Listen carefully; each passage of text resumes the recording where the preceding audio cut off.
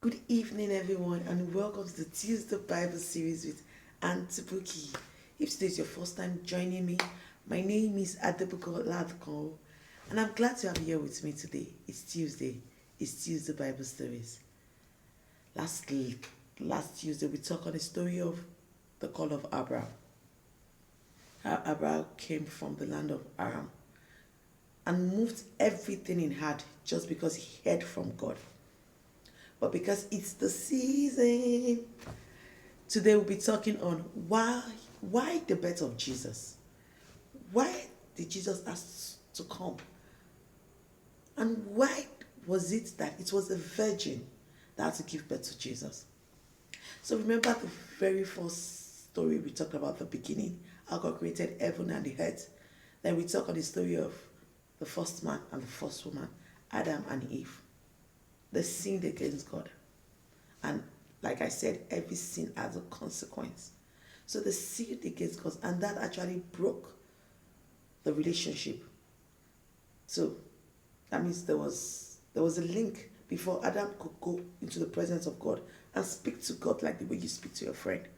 But because of that sin, that particular relationship was broken.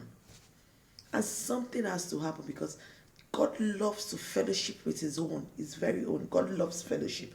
God loves when we talk to him and he talks back to us. God loves communication. But because of the sin, that bridge was broken. Jesus had to come to mend it.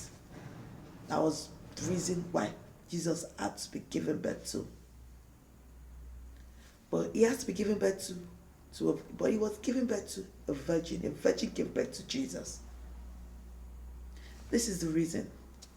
If it was Joseph that actually gave birth to Jesus, like when it all started with an angel appearing to Mary, telling Mary that the Spirit of the Lord will come upon her and she'll be pregnant. So that means it wasn't that anybody, it wasn't a man that gave birth. It was the Spirit of the Lord that came to Mary and Mary became pregnant. Here is the reason. After Adam sinned, we inherited everything Adam had.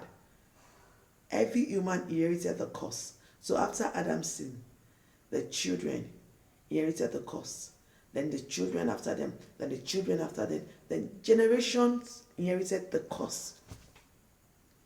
So because Jesus has to come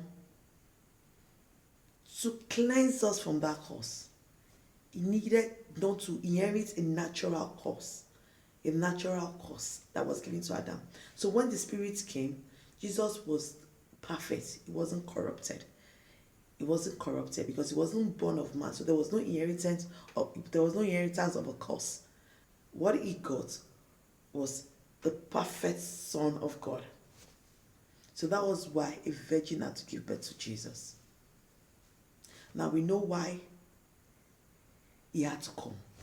Jesus had to come to change the way the whole thing works so that we can come boldly to the throne of grace. I want you to remember when you're celebrating Christmas, it's the season. When you're celebrating this season, let's remember the love. Because in John 3:16 said, for God so loved the world that he gave his son. God knew that the only way things could work and go back to the very beginning was for him to sacrifice something so precious. Christmas is about love. The season is about love. Let's show love to people around us. Let's show love to our neighbors. Let's show love to the less privileged. Let's go to orphanage and show love to them.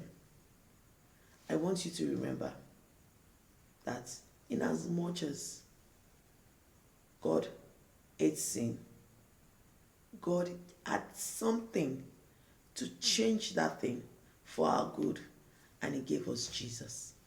Thank you for today.